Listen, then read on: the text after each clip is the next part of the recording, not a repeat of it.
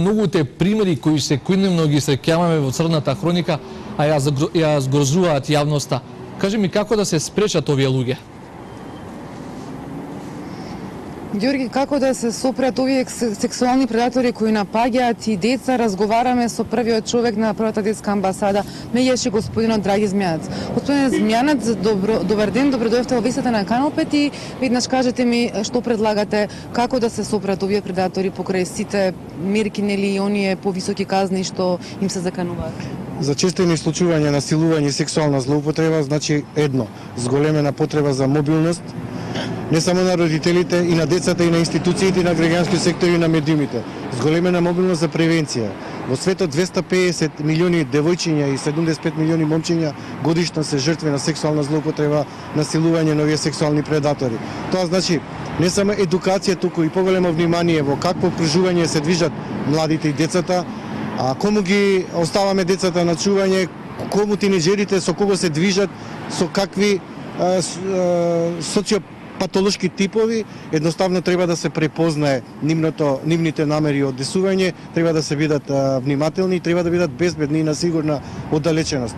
Ние секогаш апелираме децата да не влегуваат во автомобил, да не примаат подароци, едноставно да избегнуваат ризично однесување на овие сексуални предатори, а веќе ако има неизбежност да врискаат, да удираат по незгодни делови на телото на лицето кое ги напаѓа, едноставно да бараат помош.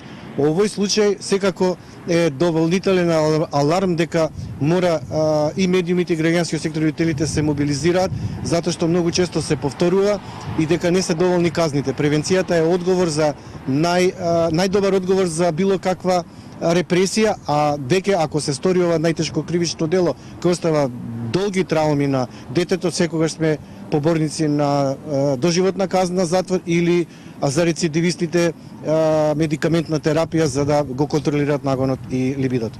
Имате ли само сознание дали се зголемија казните за педофилите и како тоа влијае врз бројот на предмет на вакви случаи? Ние минатата година на наше силно залагање од наши 3 мерки беа 2 земени предвид. Се зголемија казните двојно, значи минимална казна е сега 12 години. Се воведе и можност за доживотна казна затвор за рецидивистите и медикаментна терапија за оние кои сакаат доброволно да ја примат, а да му се намали казната затвор, се со цел да го контролираат нагоно и либидото. Сега сме преговори повторно да се воведат така наречените електронски алки, бидејќи сметаме дека педофилите кои во 70% од светски статистики го повторуваат делото, мора да носат електронски алки за да бидат под присмотра на органите на прогон.